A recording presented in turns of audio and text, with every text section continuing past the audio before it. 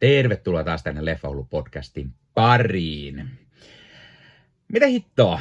Liam Neesonin muutaman vuoden takaiseen toimintaleffaan Ice Road sai jatko-osan, joka tuli suoraan Prime-videoon. No, se tuli sen takia, että se on Amazon MGM-tuotantoa. No, meikäläinen on jonkunlainen Liam Neeson-fani, niin sehän oli pakko katsoa. Mutta katsottuani 5 minuuttia, mä tajusin, että mä en ole nähnyt tätä ekaa osaakaan.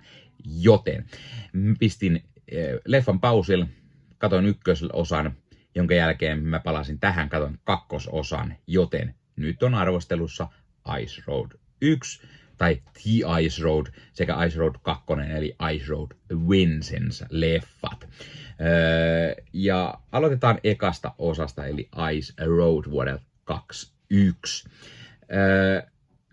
Kun tämmöisessä pohjoisen timanttikaivoksella räjähtää ja miehet jää kaivoksen vangiksi, tarvitaan sinne äkkiä välineitä, jotta heidät voidaan pelastaa sieltä. Mutta niitä vaan saadaan ainoastaan todella painavilla rekoilla, satoja kilometrejä pitkää jäätietä pisin. Ja kevät alkaa sulattamaan jääteitä.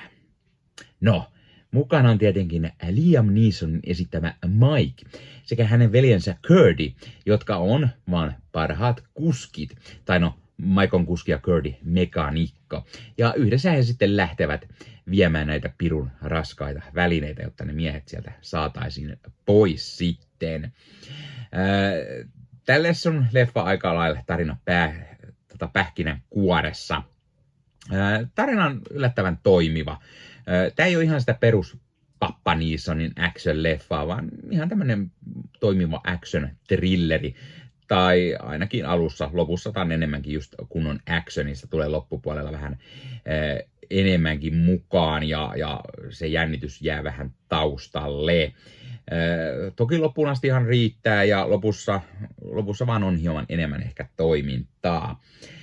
Tämä jäätiellä tapahtuva ajo, se on todella kiinnostavaa, koska siellä voi sattua ja tapahtua vaikka ja mitä. Ja sen lisäksi kello tikittää koko ajan, koska kaivokseen on jäänyt jumiin sitten porukka ja happihan sieltä rupeaa loppumaan. Tässä leffoissa on ihan hyviä ja yllättäviä twistejä. Neesonilla ehkä pikkusen myös vakavampi rooli, pääsee vähän ehkä esittämään draamataitoja, ei niin pelkkää toimintaa hänen osaltaan, mutta samalla sitten semmoinen tuttu Neeson tyylinen rooli, vaikka hän tässä ei olekaan ehkä mikään entinen sotilas tai vakooja, vaan hän on kuski. Hänen veljensä Curdy on sitten entinen sotilas ja hoitaakin ihan hyvin niitä action-kohtauksia. Liam Neesonin lisäksi leffassa nähdään siis Marcus Thomas, joka näyttelee tätä Curdyä, Lawrence Fishburne, joka näyttelee Tim Goldenrodia, Amber Midthunder, joka on Tantu, Benjamin Walker on Tom Warnow, Holt McCallany on Lombard ja sitten Matt McCoy on kaivosyrityksen GM. Mun mielestä on tosi toimivat roolisuoritukset. Neesonin papparooli periaatteessa. Tämä Marcus Thomas näytteli ihan hyvin tätä Liam Neesonin hahmon Mikein veliä Curdyä, jolla on sodassa tapahtunut tämmöinen vakava stressihäiriö ja sitten hänellä on tämmöinen puhetta sekoittava afasia. Hänen tämä sympaattinen velihahmo on ehdottomasti tämän elokuvan pidettävin hahmo ja hänen ja Mikein suhde onkin hyvä lisä tähän leffaan ja se tuo siihen lämpöä, mikä on hyvä tämmöisessä kylmässä leffassa. Lawrence Fishburne vetää varsin toimivan Lawrence Fishburne-maisen roolin. Amber Midthunderi, kun katsoin, mä olin heti että hetkonen, siis tämähän on se nainen siitä Predator-leffasta Prey. Ja sitten mä tajusin samaan aikaan, kun mä luulin silloin, että mä en ole hirveästi häntä nähnyt missään, niin hän on myös siinä Noah Hallin Marvel-sarjassa Legion mukana. Ja mä muistin se siksi, että hänen roolihahmonsa on tässä vähän semmoinen samantyylinen, semmoinen kovapäinen jääräpää, semmoinen kova likka. Ja mun mielestä Midhunter vetää ihan hyvän roolin. Noin muut jää ehkä vähän enemmän taustalle. Tämän elokuvan on ohjannut ja kirjoittanut Jonathan Henslake, joka tunnetun ohjaus on varmaan Thomas Jane Punisher, mitä mä en muistanut, että hän on sen ohjannut. Hän on kirjoittajana myös tunnettu. Hän on kirjoittanut muun muassa Armageddon-leffan, Die Hard with Vengeance, eli Koston enkeli, 3. Die Hard-leffa, sekä sitten alkuperäinen Jumanji-leffa. Tämä leffa oli ihan hyvä thrilleri, se piti ihan hyvin otteessaan. Välillä se karkas pikkusen ehkä Liam Neeson action-leffaksi, rekka takaa ajoksi, mutta se ei menoa haittaa. Vai haittaako? Elokuva ei oikein osaa päättää, että onko se kunnon thrilleri vai tämmöinen tusina action-leffa. Tehosteet on ehkä vähän vanhentuneita ja just semmoinen perus action-leffa efektei. Tämä on varsin hyvä leffa, mikä ei todellakaan tarvi jatkoa, joten mä oon tosi yllättynyt, että semmoisen sai. No joo, Hollywoodissa nyt kaikille varmaan tehdään jatkoa, mutta miksi tälle? Siis on niitä vaikka kuinka monta kymmeniä, satoja leffoja varmaan, mikä niinku tarvii tai ansaitsee jatkonsa, mikä ei ole saanut. Tai mitä olisi uudet ideat. Tämä leffa on hieman siis siinä mielessä haastava, että se niinku, sanotaan, että se on ihan ok. Mä tykkäsin siitä. Siinä on ihan hyvää menoa, juonta. Se on silti semmoinen vähän perusleffa. Niin arvosanaksi mä antaisin ehkä tällaisen 7/10. Se jäärekka-ajo-juttu oli ihan hyvä. Ja sitten siinä tulee kivoja twistejä, mutta sitten siitä katoo se rekka jännityselementti oikeastaan vähän kokonaan. Ja sitten tulee enemmän action-leffa ja pahiksiakin löytyy ja niin poispäin. Niin sitten on vähän semmoinen, okei. Kakkosleffa, eli Ice Road Vengeance-elokuva, joka tuli siis nyt 2025 ihan tässä joku aika sitten Prime Video. Tämä kakkososa on valitettavan geneerinen toimintajatko-osa, mikä tuntuu unohtaneen lähes kaikki ekan osan asiat. Tästä tulee vaan niin mieleen semmoinen suoraan DVDlle tullut jatkosa, tai tässä tapauksessa suoraan suoratoistoon, mikä se onkin. Tarinassa tämä Liam Neesonin Mike on viemässä veljensä tuhkat, spoileri, Mount Everestin huipulle, koska tämän velistä toivoi, mutta yllätys, yllätys, Kathmanduun lähellä oleva pikkukylä. Siellä on jonkunlainen maakiista meneillään ja Mike ja muutamat turistit sitten joutuvat tänne keskelle tätä kiistaa ja sitten mukana vielä tämä turistibussin kuski sekä sitten tämmöinen matkaopas heidän mukana ja he joutuu sitten keskelle tätä kiistaa ja tulee tilanne, jossa sitten lähdetään vuoristobussilla pakoon pahiksi ja koitetaan säilyä hengissä, eli jonkunlaista taka-ajo-meininkiä vaarallisilla teillä tässäkin on, mutta ehkä enemmän just semmoista tusina actionia tässä. Ja nämä on oikeastaan ainoita asiat, mitkä viittaa edellisiin, eli me nähdään sen Maikin kuskitaitoja, pikkusen mekaanikkotaitoja, koska hänkin oli hyvä mekaanikko ilmeisesti, vaikka ekassa puhuttiin nimenomaan vaan veljen mekaanikko-hommistaa. Muuten ei hirveästi varmaan mikään viittaa ekaan osaan. Paitsi no ehkä takaumakohtaus, jossa nähdään sitten, miten tämä Kurdi lähtee Irakin sotaan, jossa sitten hänelle tapahtui ikävä onnettomuus tai joutui tämmöisen taistelutilanteeseen ja sieltä tuli tämä afasia ja sitten näitä muita ongelmia. Ja tästä kaumassa nähdään tämmöinen tyhmä Liam Neesonin nuorennettu naama tietokoneella, ei kauhean hyvän näköistä.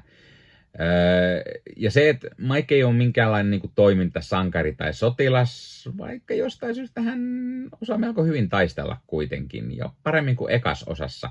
Tässä vielä toitotetaan useamman kerran, että hän ei ole mikään sotilas tai mikään, ja silti hän pistää jengi ihan hyvin lättyyn, kun ne pahikset sieltä tulee. Tässä on heti alusta asti melkein pahikset messissä, eikä tässä oikeastaan mitään twistejäkään voi tapahtua, koska tässä selviää heti, että ketä on tämän leffan pahikset.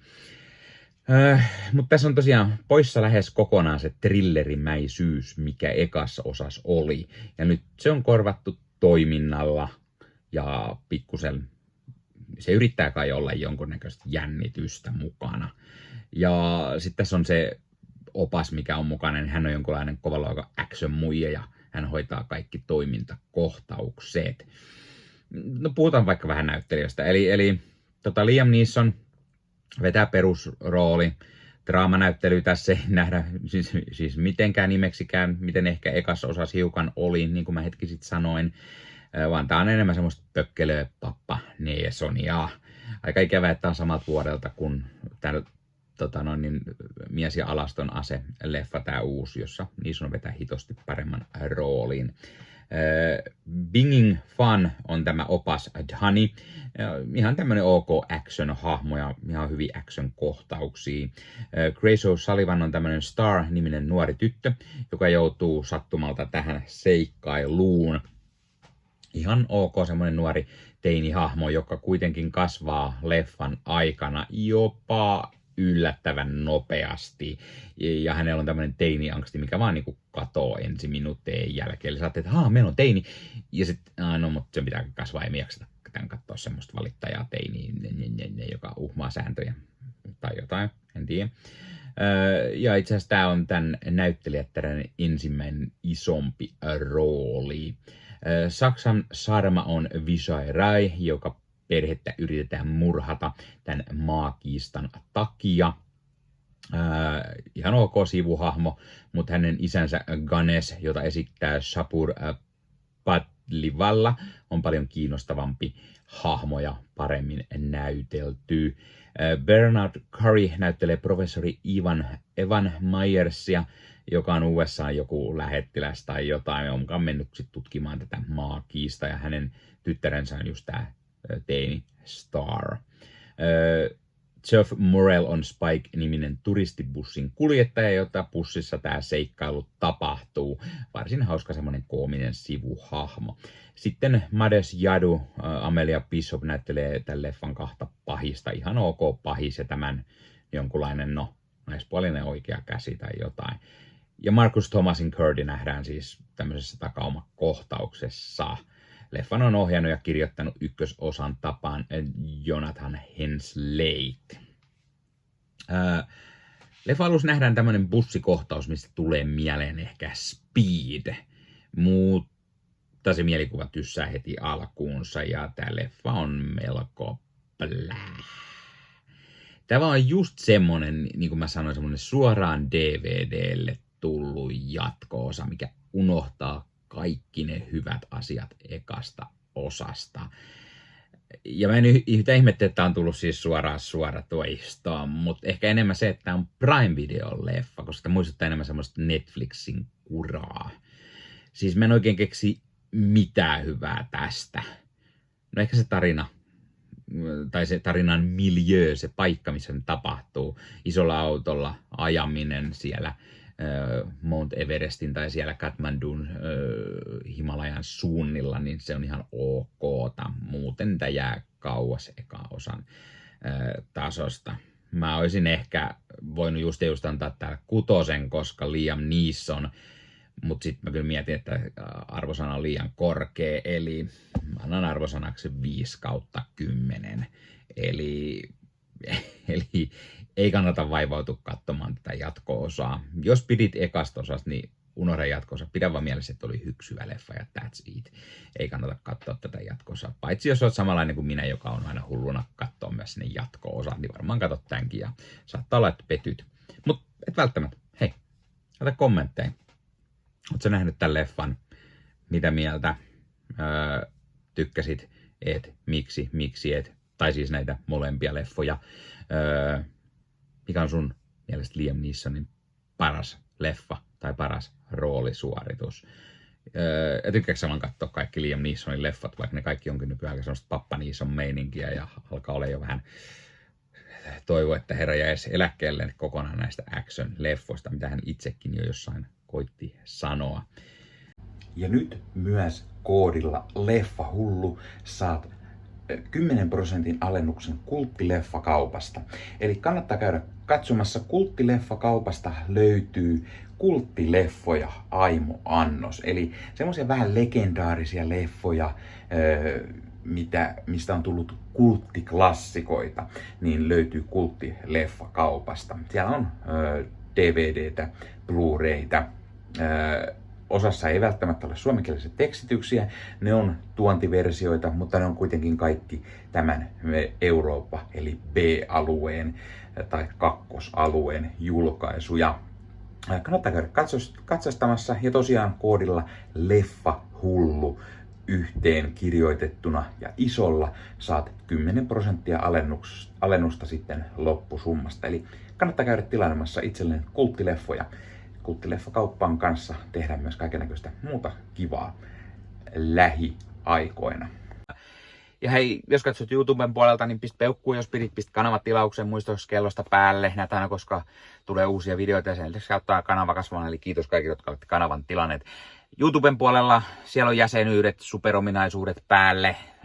Sieltä voi jäsenet tulla kanavan jäseniksi ja sieltä saa erikoismainintaa esimerkiksi tohon nimen, kun on kanavan jäsen ja sit saa erinäköisiä hyviä asioita. Näkee ennakkoonkin. Esimerkiksi tämänkin on nähnyt varmasti jo aikaisemmin, jos on kanavan jäsen, tämän videon sieltä ja muita videoita tulee. Esimerkiksi täällä on paljon täällä leffahuoneessa kaiken näköistä, mistä on tulossa lähiaikoina varmasti video, niin niitäkin näkee sitten ennakkoon, kun on kanavan jäsen. Joskus tulee jopa pelkästään jäsenille tarkoitettuja videoita. Ja sen lisäksi on kaikki korostettuja vastauksia ja tila ja tämmöisiä merkkejä ja muuta kaikki. Kyllä te tiedätte YouTube-juttut. 0,99 € kuussa tai 2,99 € kuussa, niillä saa erinäköisiä asioita, kun tilailee tai on kanavan jäsen. Ja niitä supertykkäyksiä, superkommentteja, kaikkea voi laittaa, niin siitä tulee muutamat 10 sentit sitten tähänkin suuntaan. Eli kiitos kaikille, jotka olette niitä laittaneet. Ottakaa Leffahullu somekanavat haltuun, Instagrami, TikTokki, Facebook-sivusto, jäne. Meikäläinen tekee Marvel Podcast Suomea, Star Wars Podcastia ja sitten sen lisäksi meikäläinen kuuluu Leffamediaan, jos on yli 30 sisäntuottajia, jotka rakastavat leffoja ja sarjojen katsomista, niiden arvostelemista ja kaikkeen leffoja ja sarjoihin liittyvää. Sieltä löytyy leffa- ja sarja-aiheiset uutiset, huhut, trailerit, sieltä löytyy haastatteluja, kaikennäköistä leffa- ja sarja-aiheesta. No niin, tämä oli Leffahullu podcast tällä kertaa. Ei muuta, ensi kertaa. Se on moro.